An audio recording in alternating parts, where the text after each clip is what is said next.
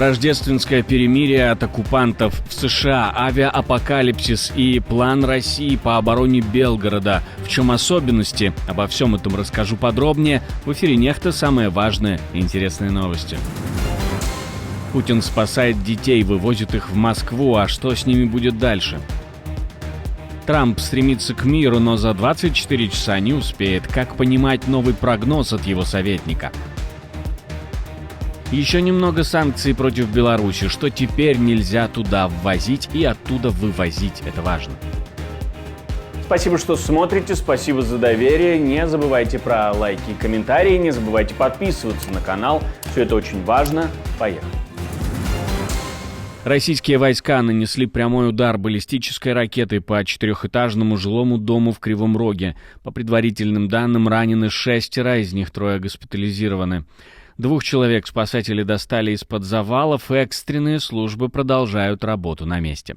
Уполномоченный Верховной Рады по правам человека Дмитрий Лубенец прокомментировал трагедию, напомнив, что, цитирую, «В то время как весь мир празднует Рождество, Украина продолжает страдать от атак российских террористов». Все это комментируют и на местах. В Днепропетровской области и других регионах была объявлена воздушная тревога. Глава Криворожского совета обороны Александр Вилкул отметил, что последствия удара могут быть еще тяжелее. Высокоточные уроды разрушили жизни мирных людей.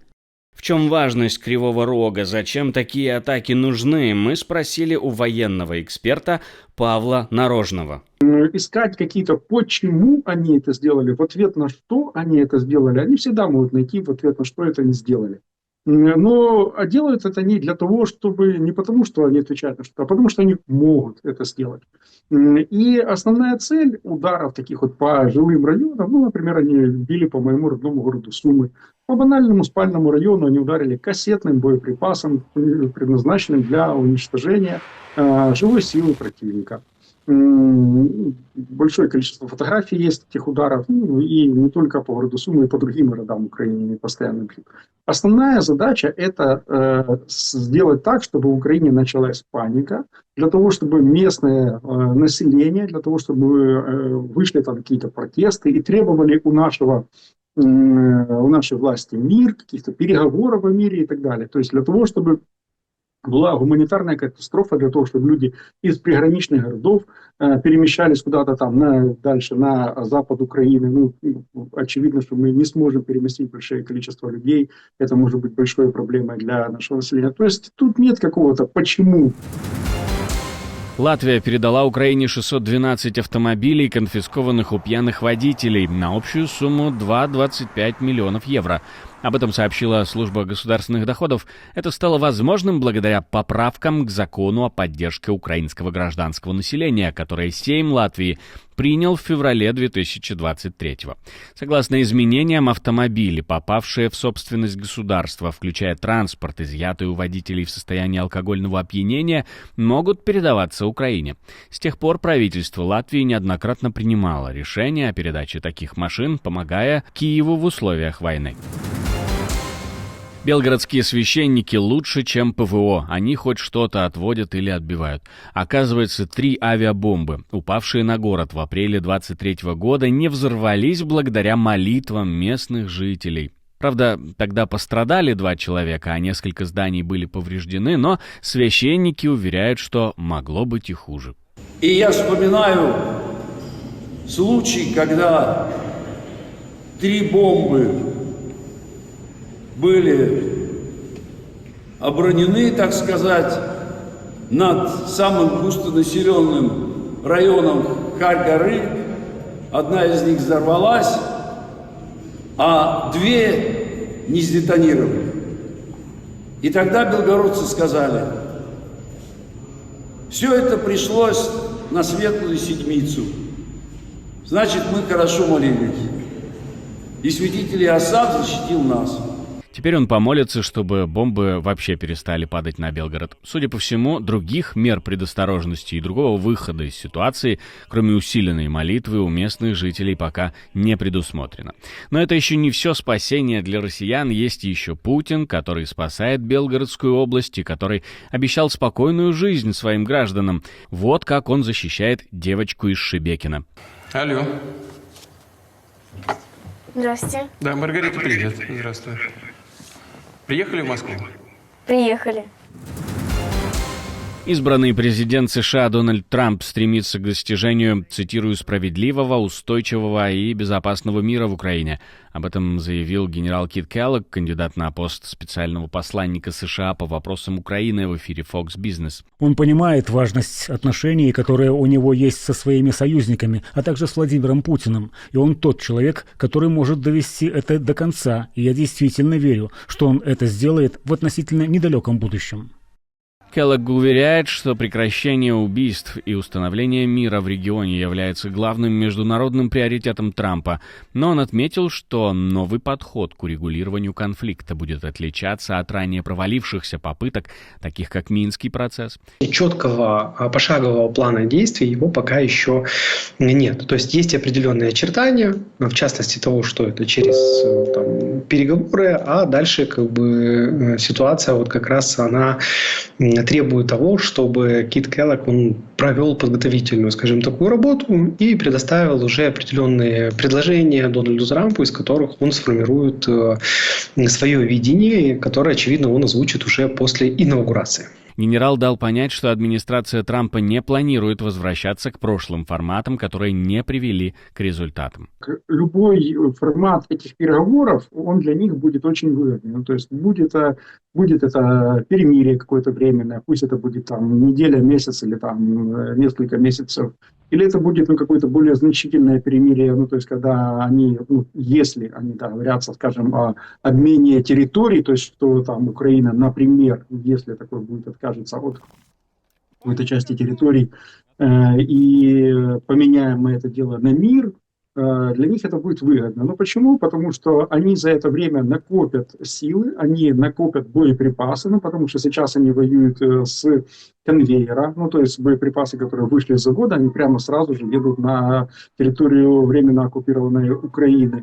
Если мы получим какое-то перемирие на 3-4 месяца, или, скажем, на год, они за это время будут работать на склад, заводы военные. Они в это время будут проводить скрытую мобилизацию, потому что у них нет открытой мобилизации, они, все, кто воюет в Украине, это все номинально контрактники, то есть это те люди, которым платят деньги за то, что они пришли сюда убивать украинцев. И после этого они ударят снова, они нарушат это перемирие и пойдут дальше. Вернуть украинцев из-за рубежа, но не принудительно. Главная цель Министерства национального единства Украины, которое также не собираются ограничивать доступ к консульским услугам и социальной помощи. В то же время Миннацединство и МИД продолжит работать над сохранением национальной и культурной идентичности украинцев, находящихся за рубежом. В ведомстве подчеркнули, что приоритетом является создание условий для добровольного возвращения. Это включает обеспечение безопасности, развитие экономических возможностей, а также доступ к жилью и социальным услугам для тех, кто пожелает вернуться. Все это ответ на публикацию испанских медиа, которые утверждают, что украинское правительство настаивает на том, что поддержка международных партнеров должна заключаться и в долгосрочном восстановлении инфраструктуры, социального обеспечения и финансирования рабочих мест в самой Украине. В целом, за рубежом остаются более 6,5 миллионов украинцев. В 2024 году смертность в стране в 3 раза превысила рождаемость, а для восстановления нужно не менее 3 миллионов людей вернуть. Взрыв на заводе боеприпасов в Турции. На заводе по производству взрывчатых веществ в турецкой провинции Балыкесир произошел взрыв, унесший жизни как минимум 12 человек. Еще 3 рабочих получили ранения. Инцидент случился в районе села Кариси на производственной линии, где работали 15 человек. Часть здания обрушилась, на место прибыли множество пожарных и медицинских бригад. Губернатор региона поспешил заверить, что это не саботаж и нового взрыва якобы не будет. Министр юстиции Турции объявил о начале расследования, но никакие причины пока официально не названы. Завод, открытый в 2014 году, занимался производством боеприпасов для легкого вооружения. Между тем, это далеко не первый подобный случай в Турции. В ноябре аналогичный взрыв произошел на нефтеперерабатывающем заводе на северо-западе страны, где пострадали 12 человек. Условия безопасности на промышленных объектах Турции давно вызывают вопросы, но трагедии продолжают повторяться. Рождественские рейсы останавливаются по всем Соединенным Штатам. На рейсе American Airlines произошел инцидент. Пассажиры сняли на видео, как капитан попросил всех покинуть борт из-за глобальных технических проблем авиакомпании. Большое спасибо за ваше терпение. Компьютеры American Airlines не работают. Мы высаживаем пассажиров. Срочные новости. Я думаю, что это национальный компьютерный сбой. Компьютеры American Airlines не работают. Мы выходим из самолета. Сбой оказался настолько серьезным, что American Airlines запросила временную остановку всех рейсов по стране. С 1 января 2025 года Литва усилит санкции против Беларуси, обновляет список ограничений на экспорт и транзит товаров двойного назначения. Это национальные санкции, введенные литовским правительством, и они будут действовать до 2 января 2026 года. Эти меры дополняют ограничения, введенные 3 июля 2023 года, когда под запрет попали товары, которые могут использоваться в военных целях или для усиления российской промышленности. Для их транзита требовались декларации производителя. Кроме того, Литва продлевает санкции против граждан России и Беларуси еще на год.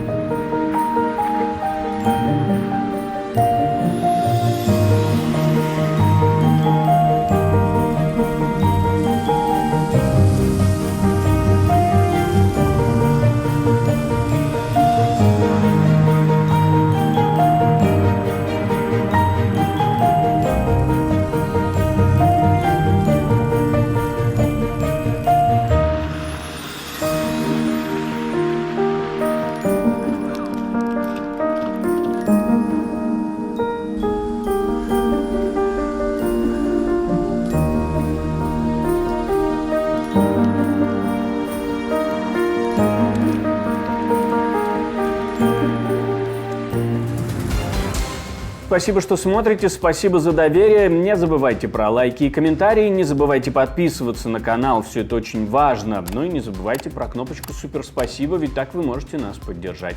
У меня на этом все, до встречи и хороших вам новостей.